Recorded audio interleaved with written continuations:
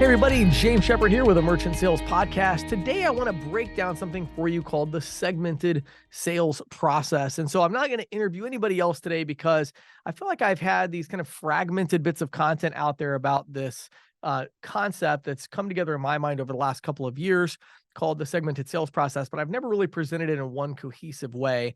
I will also say ahead of time that this is a bit of kind of an excerpt from some of the things from the ISO Alliance. So I think there'll be value for those of you that are already in the ISO Alliance. But for those of you that aren't, this will be a good way for you to kind of understand the types of things we talk about in the ISO Alliance.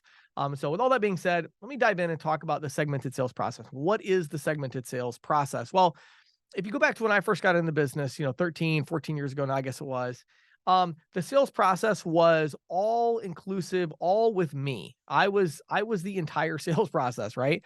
I walked into a business. That was the very first thing that the very first interaction they had was me walking into their business, right? I talked to them. I generated interest.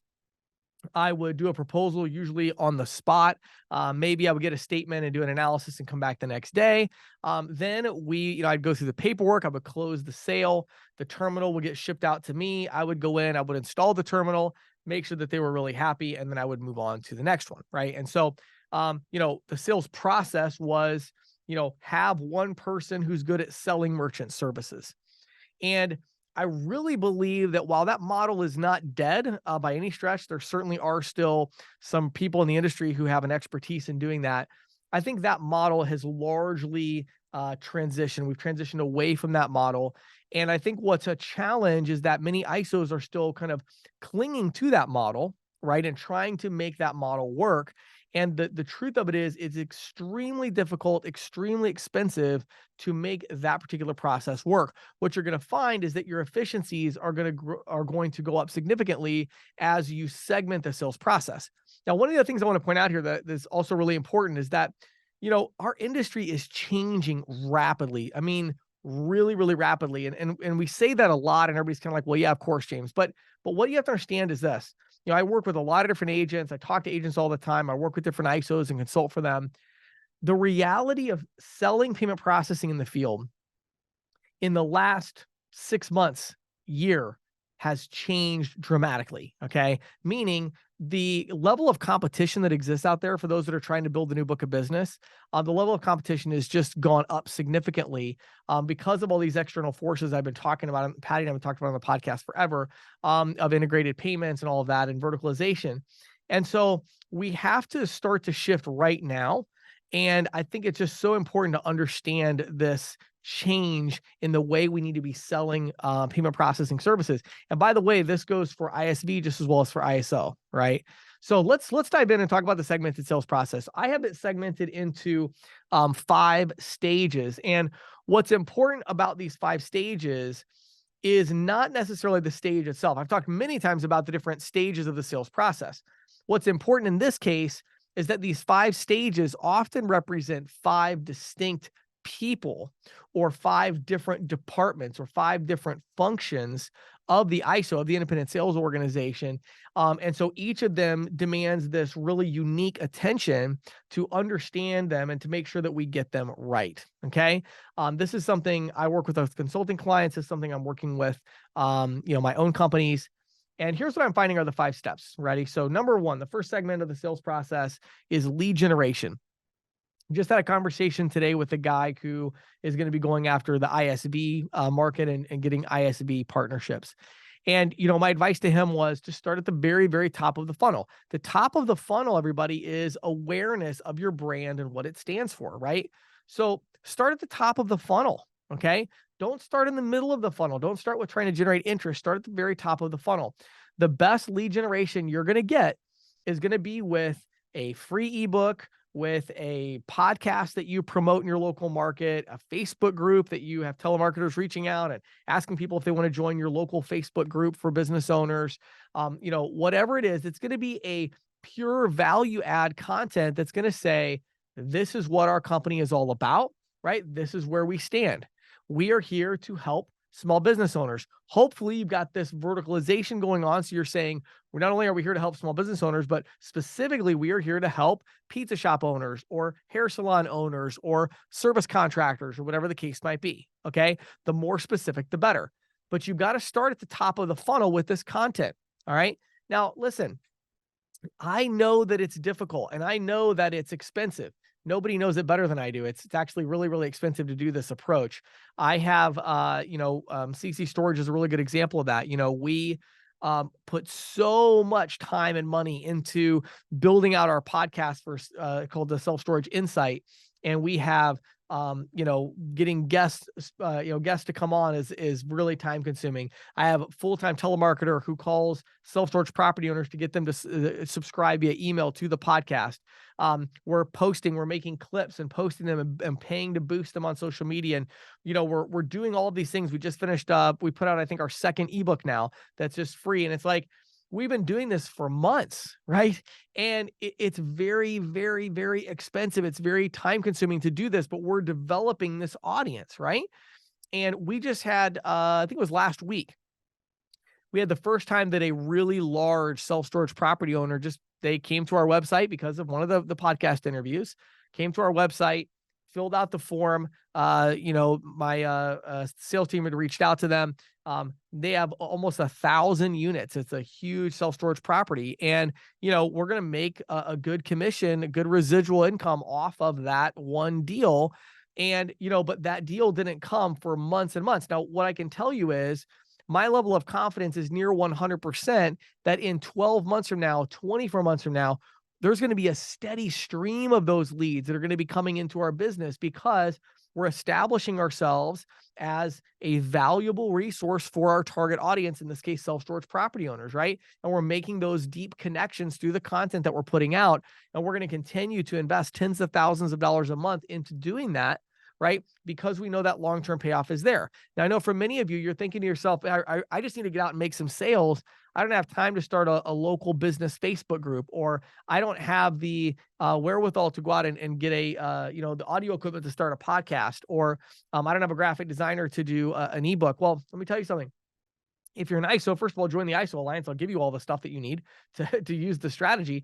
But even beyond that, get creative with it. You have a new problem to solve, okay? You have to look at each of these segments of the sales process as a separate problem for you to solve, okay? You can't look at it and say, well, I got to go sell merchants. I got to sell merchants and just get zeroed in on that and say, well, I don't want to do any of these other things. Hold on a minute. You got to open your mind up a little bit. How do you buy things, right? How do you interact? Well, you go on your phone, you look on social media, right? You search Google, you go to YouTube, you watch a YouTube how-to video, right? And then you make a decision. That's how people make decisions today. And so I think a lot of times it's easy for us to get so zoned in and zeroed in on our own industry that we just don't want to recognize that things are changing, right? People don't buy things the way that they did 15 years ago, right? So we've got to shift. So first segment is lead generation. If you want to generate leads, you need to do that with education, with knowledge, with giving value to people, because that's how people want to be introduced to your company. So that's segment number one, or stage number one. Number two,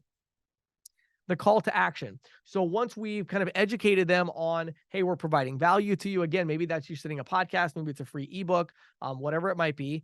Then you have your call to action. And your call to action, what I found works so well, is a call to action is a free analysis. Now, before you get too much into this, I'm not talking about a statement analysis. Okay.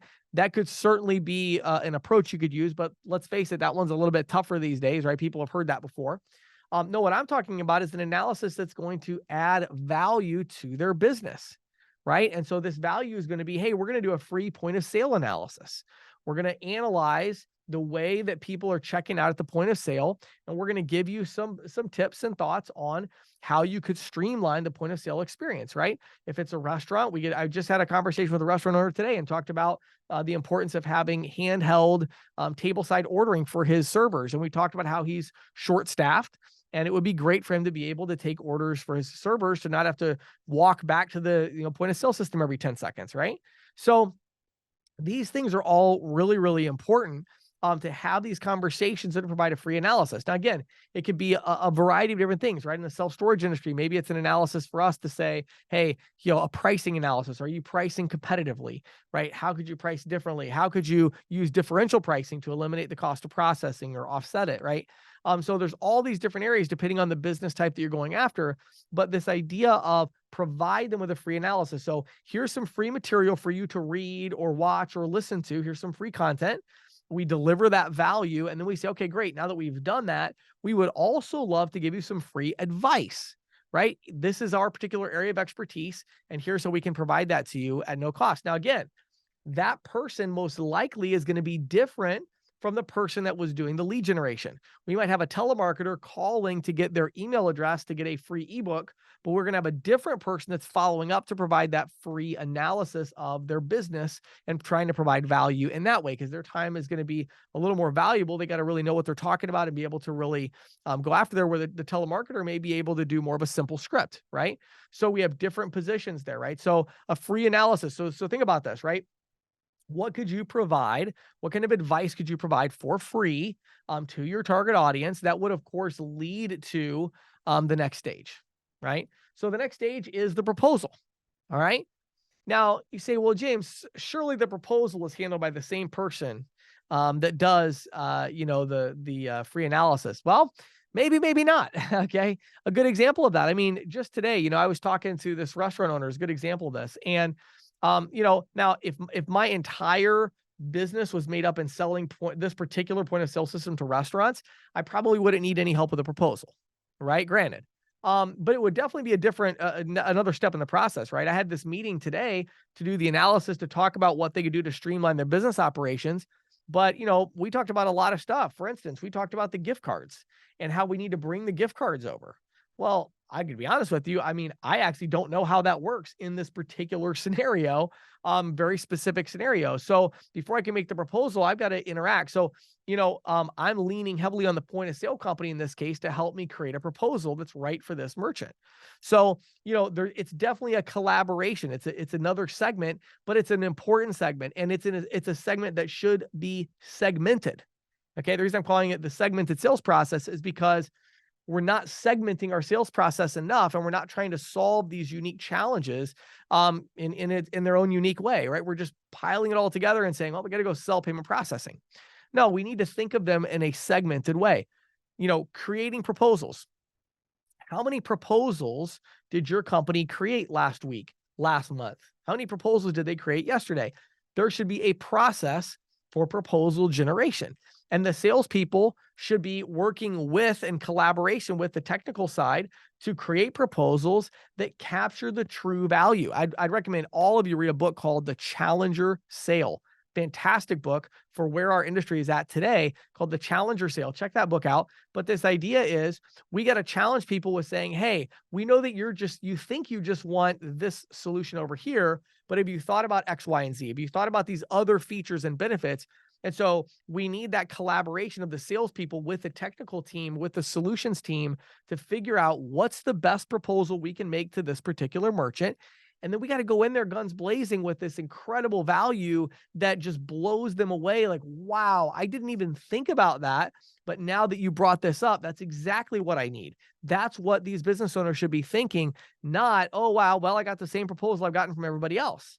No, how can we challenge their beliefs to say, look at this incredible proposal. Look what we can do for you. And this idea of creating these valuable proposals, it is a discipline in and of itself, right? It is a big deal to create a proposal for a client. Each client needs a very specific proposal that's going to show them the value, right? So we have proposal generation. So we're creating leads, right? Usually through some kind of content, free ebook download, or hopefully leveraging maybe telemarketers, Facebook ads to generate these leads. Then we're using that to get a follow-up from somebody who's, we would consider a closer or a senior salesperson, to say, hey, I hope you enjoyed that. We are experts in X, Y, and Z, and I would love to do a free analysis just to give you some free advice about how you could do this better. That's something we provide for free to people, so we get to know our target audience better. We get to know other business owners better, right? They provide that, and they take away from that a bunch of really valuable insights about how that business could be helped. And at the end of the conversation, they say, hey, I want to go back to my team.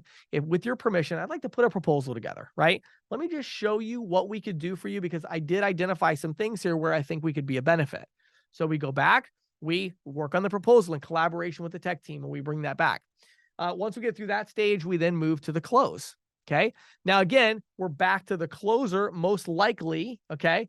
But I know organizations that even segment these things out where they have people that all they do is this analysis, and their job is to, they're industry experts, and their job is to ask the right questions, get the right information, bring that in, create a proposal, then they hand it off to the closer that then is able to go back in and close the deal, right? Most of the time, the person that does the free analysis is going to be the same one that does the close. So they get some collaboration in the middle on the proposal, and then they go back and they have this close, right? Now, once we get to the close, well, guess what? Now we're back to kind of more of that normal sales approach, right? Now we have all the information. We just need to go back. We need to close the sale. I'm not going to dive into all the details here, but we should be tracking how many proposals are out there and how many have we closed. And if we're closing less than half of our proposals, then we need to revisit the way we're creating our proposals. Are we giving them multiple options to choose from? Are we giving them 2 or 3 different packages they could select from? Are we giving them different value adds that they maybe weren't expecting? What kind of a proposal are we giving to our closer to be able to go back and make a proposal, right? So we're closing. We have to get the deal done. We have to get the paperwork done, all of that, right? And so we probably are going to have a whole other team of people or another person or another process to say, hey, we got to get this paperwork done, right? Following up with a merchant to get all the details that they need. Then we go into that final stage or segment, which is the installation. Again, installation used to be so easy, right? You don't, hey, just no problem, right? Installation, just plug that terminal in and you're good to go. Well, if you're selling standalone terminals, that's the case. If you're selling a, 5-station point of sale system with kitchen displays, that's not the case. You need a different process for that. You need other people to come in and help with that installation so that you give that merchant a fantastic experience, right? And so we have the installation segment. Now, here's the big picture that I want to get across to you. The sales process is not the same as it used to be. Now, again, is it the same when you're selling a standalone terminal to a mom and pop shop? Yes. And are there a lot of people that still go out and successfully do that sales process? Absolutely, right? Is that the best path forward for success and for building a really valuable portfolio? No, it's not. Okay, I'm sorry, it's just not. All right.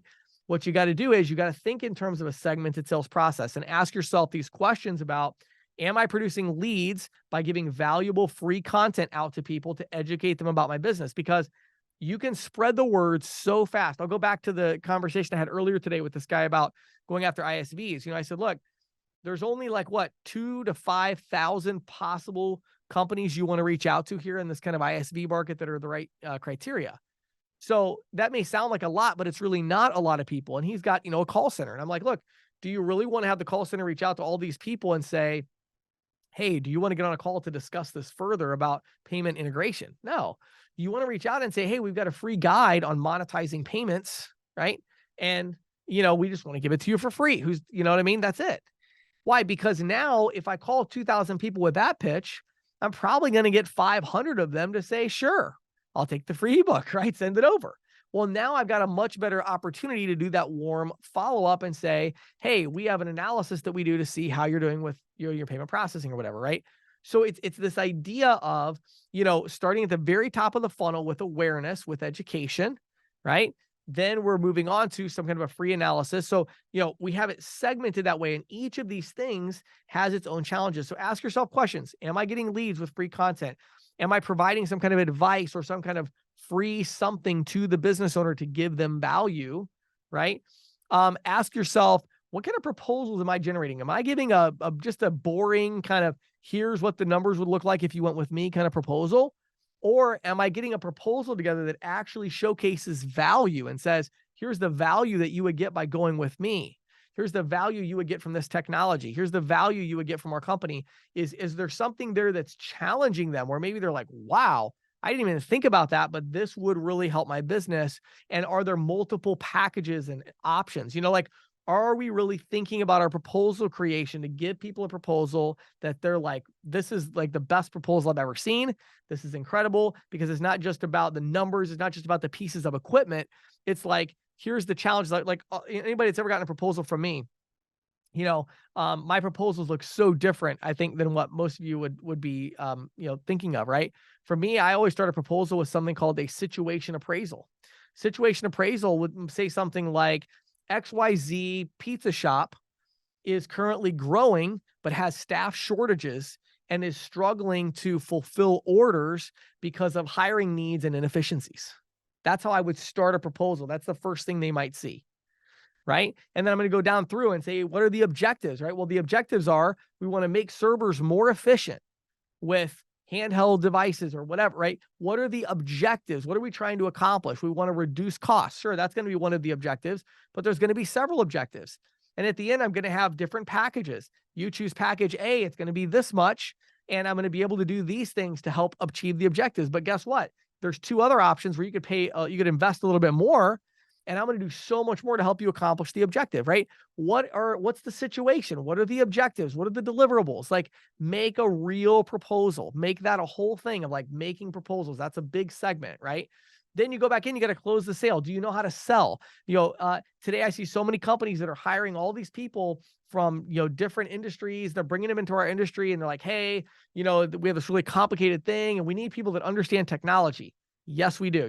We need people that understand software. Yes, we do. We need people that understand all this. Sure. But guess what? We also need people who can close the sale. That's our big advantage as ISOs and even ISVs a lot of times is like, if you have a core competency of sales expertise, make sure you got some salespeople on your team. And guess what?